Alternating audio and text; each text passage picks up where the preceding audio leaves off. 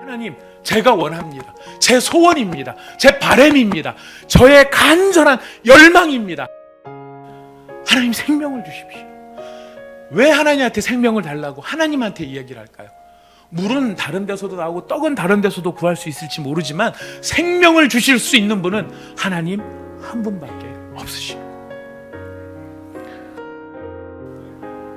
우리의 영혼이 살아나야 다른 것이 살아납니다. 우리의 영혼이 살아나야, 우리의 심령이 살아나야 다른 것들이 살아날 수 있습니다.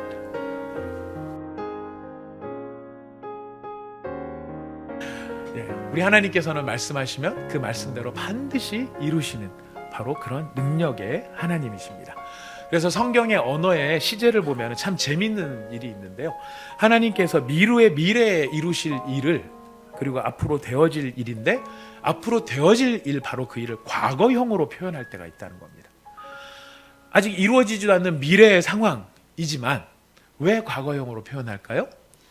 하나님은 하나님의 말씀하시면 그 말씀은 반드시 이루어지는 것이기 때문에, 하나님이 말씀하셨다, 이것은 반드시 이루어질 것이다, 그렇다면 이미 이루어진 것으로 봐야 된다.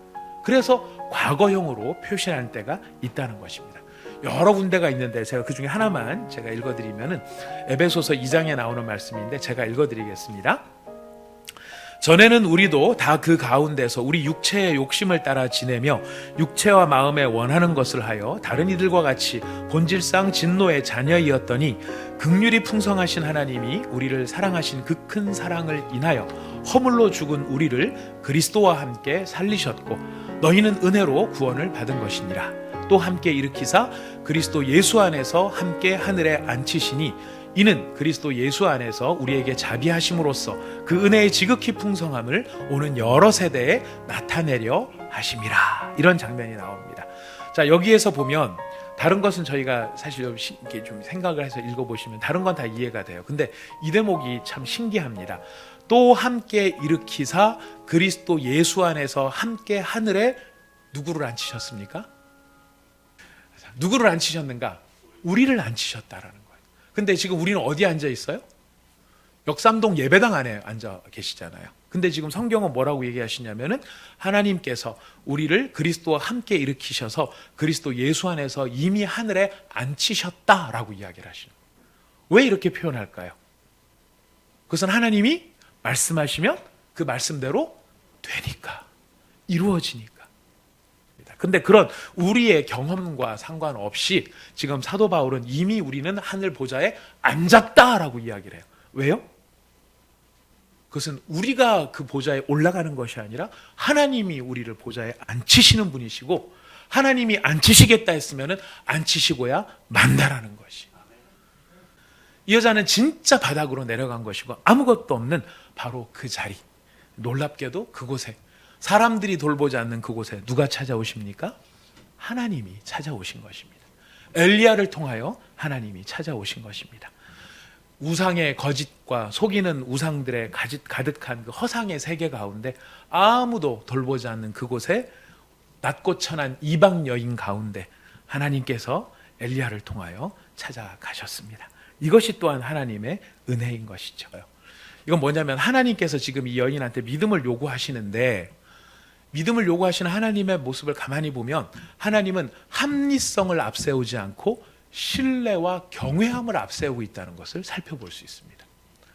뭐를 앞세우지 않는다고요? 합리성을 앞세우지 않고 뭐를 앞세우냐면 신뢰와 경외함을 앞세우고 있어요. 이게 무슨 말이냐면요, 합리성이라는 게 뭐냐면 이런 겁니다.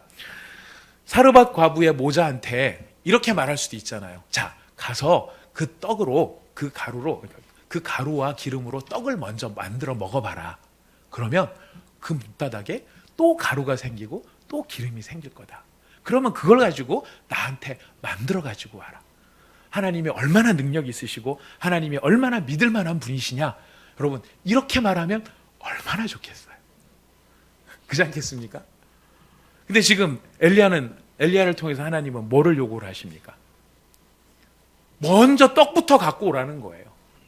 먼저 떡부터 갖고 오라는 거예요. 지금 엘리야한테 먼저 떡부터 가져오라. 이거는 지금 우리 생각에는 합리적으로 이렇게 해서 믿을 조건을 주면 나도 잘 믿을 텐데 라고 생각하는 우리한테 사실 경각심을 울리고 경종을 울리는 대목이에요. 오늘날 우리는 하나님을 믿는 믿음에 대해서 상당한 사실 우리는 합리성을 요구합니다. 합리성이라는 게 뭐냐면 나를 납득시켜 달라는 거예요. 나를 설득시켜줘서 나를 납득시켜만 주시면 나도 믿겠다라고 하는 거예요. 근데 하나님은 뭐라고 말씀하십니까? 아니야. 먼저 하나님을 신뢰하라고 이야기를 하시는 거예요. 우리는 내가 생각하는, 내가 원하는 조건을 통해서 하나님을 믿겠습니다라고 생각할지 모르지만 우리 하나님께서 요구하시는 것은 하나님의 신실하심과 진실하심을 진정으로 의지하는 믿음을 가지라고 이야기하십니다. 바로 그 여인한테 엘리야가 하는 이 권면이 뭐냐면 두려워하지 말라라는 거예요. 여러분, 하나님께 마음을 드리는 거 중요합니다. 그게 사실은 핵심입니다. 근데 마음을 드리되 전부 다 드리셔야 됩니다. 마음을 드린다고 하면서도 마음 한쪽 구석에 요만큼 딱 드리면서 드린다는 게 드리는 게 아니에요. 마음을 드리려고 해도요, 전부 다 드리셔야 돼요. 온전히 드리셔야 됩니다. 여러분들 돈을 다 못 드리실 것 같으면요, 마음을 드리실 때 그 마음에 온전함을 드리는 것, 그것이 하나님을 향한 신뢰라는 것입니다. 두 번째 사건이 벌어집니다. 진짜 심각한 위기는 이 다음에 벌어집니다. 근데 역설적이게도 이 위기 때문에 무엇을 경험하느냐면 하늘의 하나님, 만유의 주권자이신 하나님의 참된 영광을 이 사람들은 경험을 하게 됩니다. 이 죽은 아들의 시신을 앞에 놓고 있는 여인의 심정, 여인의 상황이 어떻겠습니까? 참 말로 표현할 수 없을 것입니다. 그런데 오늘 본문은요, 여인의 심정에 주목하기보다는 이 일을 맞닥뜨리고 있는 엘리야의 심정에 사실 더 많이 주목을 하고 있습니다. 여러분, 이 일을 맞닥뜨리는 엘리야는 어떤 마음일까요? 여인은 자신의 아들이 죽었으니까 뭐 말할 필요가 없겠지만은 이 일을 경험하고 있는 엘리야는 어떤 마음이었을까요? 사실 여러분, 지금 이때의 엘리야는, 이때의 상황은요, 엘리야의 신앙에 사실 최대의 위기를 맞이하고 있는 순간이었어요. 엘리야는 야고보서에 보면은 우리와 성정이 똑같았다, 우리가 감정이 똑같고 우리랑 똑같은 인간이었다고 이야기를 해요. 엘리야가 무슨 로봇도 아니고요, 이게 무슨 뭐 터미네이터처럼 하나님 명령 받으면 그대로 가서 지령대로 움직이는 그런 게 아니라 우리와 똑같은 마음을 가진 사람이었어요. 근데 지금 엘리야는 어떤 상황을 맞이하느냐, 이런 일이 일어나게 내가 지금 겨우겨우 여기까지 왔는데, 지금 광야로 가라고 그래서 광야로 갔다가 이 시돈으로 가라고 시돈까지 쫓아왔는데, 그냥 말만 믿고 왔는데 이 내가 머무르는 이런 집에서 이런 비극이 벌어져? 이런 일이 일어나다니 과연 하나님을 믿을 만한 분일까? 이게 한 가지 위기고요. 두 번째는 이 상황 가운데서 내가 하나님한테 뭘 얘기하면 하나님이 과연 나의 말을 들어주실까? 이것이 지금 엘리야가 맞이한 시험거리였었어요. 엘리야가 얼마나 이 일을 지금 심각하게 맞이하고 있는지 우리는 성경에 나와 있는 표현을 살펴보면 이해할 수 있습니다. 엘리야가 얼마나 이 상황 앞에 크게 정말 큰 감정의 울림을 받고 있는지 오늘 대목에 나타납니다. 먼저 죽은 아이를 달라고 해서 자기의 침대에 누입니다. 다락방에 있었던, 다락은 보통 3층에 있는데 3층 다락방에다 올려놨어요. 그리고 그 앞에 가서 지금 엘리야가 뭐라고 하나님 앞에 이야기를 하느냐면 내 하나님 여호와여, 주께서 또 내가 우거하는 집 과부에게 재앙을 내리사 이 아들이 죽게 하셨나이까 하고 기도한 게 아니에요. 앞에 보니까 중요한 단어가 하나 더 들어있어요. 엘리야가 어떻게 했다고요? 여호와께 부르짖었다라고 되어 있어요. 부르짖었다. 엘리야가 그냥 덤덤하게 기도한 게 아니라 부르짖었다 그래요. 정말 절규를 하는 거예요. 내 하나님 여호와여, 주께서 어쩌자고 또 이 집의 아들을 죽이십니까? 라고 지금 하나님을 향해 사실은 탄식하는 이 엘리야의 절규가 여기에 담겨 있다는 것입니다. 오 하나님, 어떻게 이러실 수가 있습니까? 하나님, 어떻게 저한테, 왜 나한테 이러실 수가 있습니까? 그리고 엘리야가 그 죽은 아이의 몸에 3번 몸을 덮죠. 3번 몸을 덮는다는 것은 그 아이의 몸에다가 자기 몸을 이렇게 얹는 거예요. 왜 3번씩이나 그랬을까요? 엘리야의 간절함과 답답함이 여기에 묻어나는 거예요. 우리말로 표현하면 지금 3번씩이나 이렇게 하는 거는 하나님 제발, 하나님 제발, 하나님 정말 제발, 하나님 제가 원합니다. 제 소원입니다. 제 바람입니다. 저의 간절한 열망입니다. 하나님 앞에 이렇게 기도를 하는 거예요. 이 엘리야의 절규가 특별한 이유가 있습니다. 그건 뭐냐면 지금까지 엘리야는 하나님한테 하나님께서 시키는 대로만 했지 한 번도 정작 자신이 원하는 바람을 하나님한테 요구를 한 적이 없었어요. 근데 그 원함이 무엇입니까? 물을 구합니까? 떡을 구합니까? 뭘 구하죠? 생명을 구하는 거예요. 생명을 구하는 거예요. 하나님 생명을 주십시오. 왜 하나님한테 생명을 달라고 하나님한테 이야기를 할까요? 물은 다른 데서도 나오고 떡은 다른 데서도 구할 수 있을지 모르지만 생명을 주실 수 있는 분은 하나님 한 분밖에 없으신 거예요. 하나님의 능력의 문이 열린 것이고 하나님의 영광의 문이 열린 것이에요. 어떤 영광입니까? 우리 하나님은 산자와 죽은 자의 주가 되시는 분이십니다.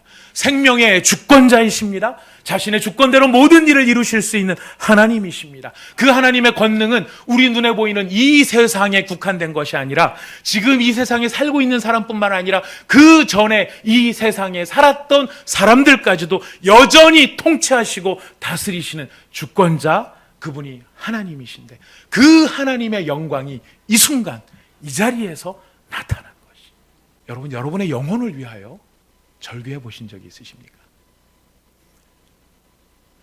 나의 믿음을 위하여 하나님 앞에 부르짖어 본 적이 있으십니까? 이 아이의 혼으로 나에게 돌아오게 하여 주시옵소서. 이 아이의 혼으로 이 아이에게로 돌아가게 하여 주시옵소서 하는 그 생명의 절규. 주님, 내 안에 성령의 생기를 불어넣어 주셔서 지금 살아있고 겉으로는 멀쩡한 것 같지만 잠자고 있고 퍼져 있고 아무런 기대도 없이 하루하루 살고 있는 내 영혼과 내 마음 안에 하늘의 생기를 불어넣어 주십시오. 하늘의 생명을 불어넣어 주십시오. 우리 자신을 위하여 절규해 보셨느냐 하는 것입니다. 여러분, 절규하기를 바랍니다. 돈을 구한 것이 아니고 명예를 구한 것이 아니고 떡을 구한 것이 아니고 권세를 구한 것이 아니고 지혜와 미모를 구한 것이 아니었습니다. 그것보다 더 중요한 것, 오직 하나님만이 주실 수 있는 바로 그것, 생명이고 생기고 우리의 영혼의 살아남인 것입니다.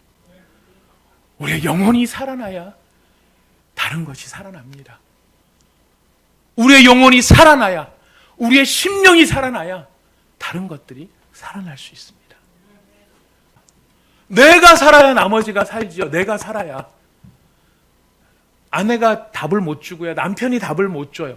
하나님한테서 답을 얻지 못하면은, 그래서 그 하나님 앞에서 내 영혼이 살지 못하면 우리가 답을 얻을 수가 없는 거예요. 그 사람에게 생명을 주십시오. 그 사람의 영이 하나님의 부르심을 받게 하여 주시고 저 사람의 집안이 예수님을 만나서 하나님 앞에 변화되는 인생이 되게 하시고 진짜 하나님의 영광이 무엇인지를 알게 하여 주시는 하나님의 자녀가 되게 하여 주시옵소서. 어떤 심정으로요? 죽은 아이의 몸에 자기의 몸을 3번이나 덮는 그 제발 정말 제발 주님 꼭 좀 저 사람 좀 만나 주십시오. 이 간절함이 바로 태신자의 마음, 태신자를 작정하는 우리의 마음이라는 것입니다. 우리의 합리성 앞에 갇혀서, 합리성 안에 갇혀서 하나님을 향한 믿음을 우리가 유보하고 있거나 아니면은 나한테 믿을 만하게 해주시면 제가 믿겠습니다라고 생각하면서 하나님을 향한 믿음의 결단을 더디하고 있는 분이 혹시 계신다면 이 시간 우리가 하나님 앞에 정말 나 자신을 위해서, 나의 영혼을 위해서 하나님 앞에 기도하기를 원합니다. 그 기도는 주여 내게 생기를 불어넣어 주시옵소서. 나의 영혼에, 나의 신앙에, 나의 믿음에 생기를 불어넣어 주시옵소서. 그 생기로 말미암아, 하늘의 생기로 말미암아 우리 하나님 앞에서 그 영광을 누리기를 원합니다.